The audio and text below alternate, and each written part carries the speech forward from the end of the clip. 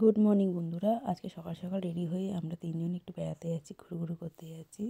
কোথায় বলো তো? আমাদের এখানে নতুন মন্দির উদ্বোধন হচ্ছে, সেইখানে আমরা যাচ্ছি। তো আজকে সাদা লাল পাড়ে শাড়িটা পরে কেমন লাগছে অবশ্যই জানিও। তো সঙ্গে ওর বাবাও যাচ্ছে, আজকে ছুটির দিন, না হলে হয়তো আমরা যেতেও পারতাম না। তো আজকে অনুকূল ঠাকুরের জন্মদিন বলে এখানে মন্দির উদ্বোধন হয়েছে আমাদের এখানে।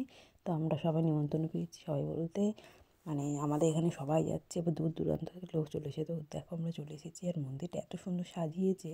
এটা হচ্ছে অনুষ্ঠানের জায়গা হয়েছিল, অনেক অনুষ্ঠান করেছে লোকজন। তো অনেক দূর দূর থেকে অনেক স্বামীজিরা এসছে, অনেক লোকজন এসছে, এবার যারা গুরু দীক্ষা নিয়েছে, গুরু দীক্ষা দেয়, তারাও এসছে। তো আমি ওর বাবা তো বেরিয়ে পড়েছি, মেয়েকে খাওয়া দাওয়া করে নিয়ে চলে এসেছি।